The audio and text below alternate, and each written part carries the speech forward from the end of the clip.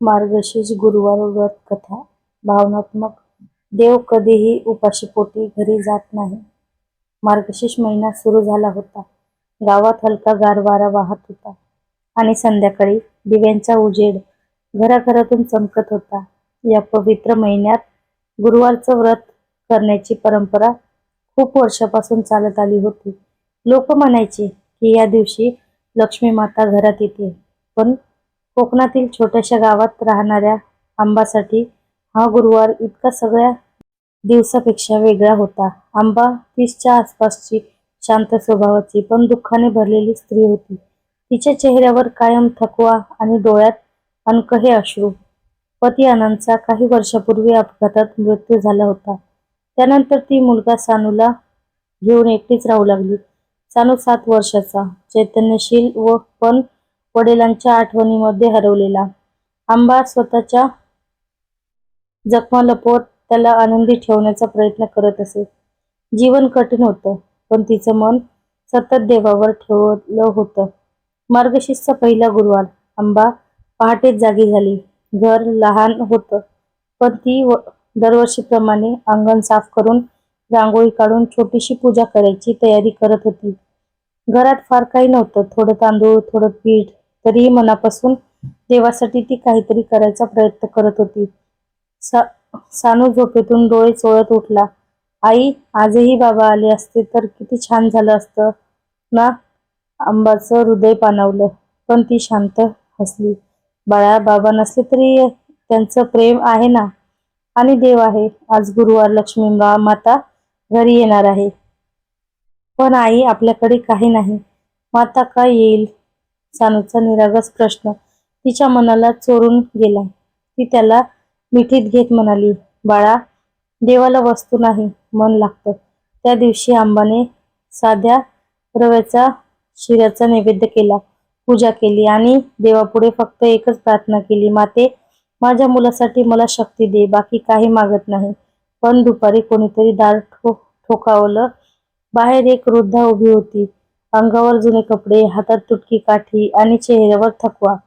बाई, थोडं पाणी मिळेल का? आंबाने क्षणाचाही विलंब न लावता तिला आत बसवलं, पाणी दिलं आणि शिरा देखील वाढून दिला. वृद्धा शांतपणे खाऊन म्हणाली, बाई, माणसाच्या मनातली दार उघडी असली ना, तर देवाचं दार आपोआप उघडतं. हे बोलून ती निघून गेली.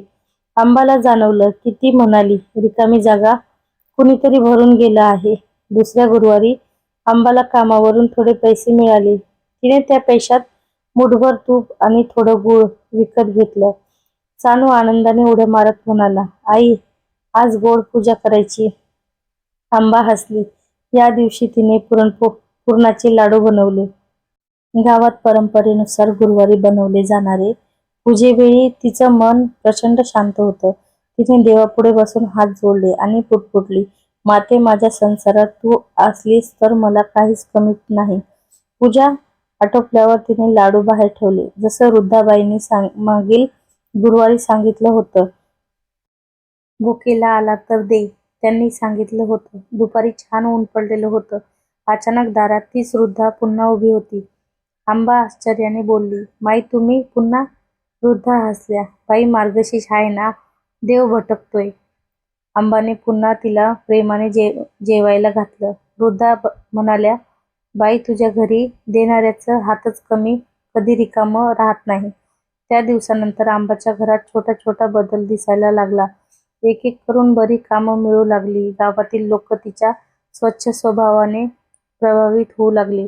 तिसऱ्या गुरुवारी आंबा लवकर उठली. अंगणात रांगोळी काढताना तिच्या डोळ्यात जुन्या आठवणी आल्या. अनंतसोबतची पहिली गुरुवार पूजा, त्याच्या हातचं प्रसाद वाढणं, त्या दिवसाची उजळ स्मृती तिचे अश्रू टिपकले. सानू धावत आला, आई, बाबा स्वर्गात असतील ना, ते पण आईसोबतची पूजा पाहत असतील. आंबाने त्याला घट्ट मिठी मारली. त्या दिवशी ती अधिक भक्तिभावाने पूजा करू लागली. ती म्हणाली, माते, मला काही द्यायचं असेल तर माझ्या मुलाचं आयुष्य चांगलं कर, बाकी काही नको. दुपारी पुन्हा दार ठोठावलं. आंबाने दार उघडले. ते वृद्ध नव्हता, एक दुसरी स्त्री होती. वय 50च्या आसपास. ताई, तुमची थोडी मदत पाहिजे होती. मला कुणी घरकामासाठी बाई पाहिजे होती. गावात सगळीकडे चौकशी केली तर तुमचं नाव सांगितलं. त्या दिवशी आंबाला पहिल्यांदाच मोठं काम मिळालं. आयुष्य थोडं उजळायला लागलं. संध्याकाळी ती देवापुढे शांत बसली. तिला जाणवलं, कुठेतरी कोणीतरी आहे जो माझं ऐकतो आहे. चौथ्या गुरुवारी जसा सूर्य उगवला तसा वाऱ्यात वेगळाच सुगंध होता. आंबाला काहीतरी खास घडणार आहे असं मनोमनी वाटत होतं. तिने अत्यंत प्रेमाने घर सजवलं. रांगोळी, दिवे, कापूर, फूल सगळं अगदी व्यवस्थित. ती म्हणाली, माते, आज माझ्या घरात ये. माझं मन तुझ्यासाठी खुलं आहे. सानूही तिच्यासोबत बसला. दोघांनी सुंदर पूजा केली. लाडू, पोळी, भाजीचा नैवेद्य ठेवला. दुपारी वारा जोरात वाहत होता. दारापाशी पुन्हा तीच वृद्धा उभ्या होत्या. पहिल्या गुरुवारच्या आंबाचे डोळे भरून आले. ती धावत जाऊन म्हणाली, माई, आज तुम्ही यायलाच हवे होते. वृद्धा आत आल्या आणि शांतपणे म्हणाल्या, आज तुझ्या भक्तीचं फळ तुला मिळणार आहे. बाई, काय माई? आंबा थोडी घाबरून होती. माई हळूहळू उभ्या राहिल्या. डोळे मिटले आणि त्यांच्या शरीरातून तेज बाहेर पडू लागलं. आंबा आणि सानू थक्क होऊन पाहत राहिले. ती वृद्धा नव्हत्या, त्या लक्ष्मी माता होत्या. संपूर्ण घरात सुवर्ण प्रकाश पसरला. आंबा जमिनीवर कोसळली. तिच्या डोळ्यातून अश्रू सतत वाहत होती. माता म्हणाल्या, बाई, पहिल्या दिवशी तू रिकाम्या हाताने दिलंस. दुसऱ्या दिवशी तू मनाने दिलंस. तिसऱ्या दिवशी तू श्रद्धेने दिलंस आणि आज पूर्ण आत्म्याने दिलंस. जिथे दान आहे, प्रेम आहे आणि सत्य आहे, तिथे देव स्वतः जातो. आंबा रडत म्हणाली, माते, माझ्याकडे काही नव्हतं. मला म्हणाल्या, बाई, देवाला वस्तू नको असतात. तुझं मन पवित्र होतं. तू भुकेल्याला अन्न दिलंस. तू दुःखीला हसवलंस आणि स्वतःचं दुःख अंतर्मनात ठेवलंस. असा मनुष्य देवाचा असतो. मातेने सानूच्या डोक्यावर हात ठेवला. या मुलाच्या आयुष्यात कधीही अभाव राहणार नाही. तुमच्या घरात सदैव लक्ष्मी वास्तव्य करेल. तेज ओसरलं. पुन्हा वृद्धा दिसू लागल्या आणि त्या शांत हसत निघून गेल्या. त्या दिवसानंतर आंबाच्या आयुष्यात खूप बदल झाले. तिला चांगली नोकरी मिळाली. सानूचे शिक्षण गावातील सर्वात चांगल्या शाळेत होऊ लागले. घरात शांतता, प्रेम आणि आनंद वाढला. गावात लोक तिचा आदर करू लागले. पण आंबासाठी सर्वात मोठं काय, तिला मिळालेली मातेची भेट. ते शब्द तिच्या मनात कायम राहिले. देवाला वस्तू नको, मन हवं. तिने मार्गशीर्ष गुरुवारचं व्रत आयुष्यभर सोडलं नाही आणि प्रत्येक गुरुवारी ती एक गोष्ट नक्की करत असे. भुकेल्या व्यक्तीला पहिलं अन्न तीच देत असे. कारण तिला माहीत झालं होतं की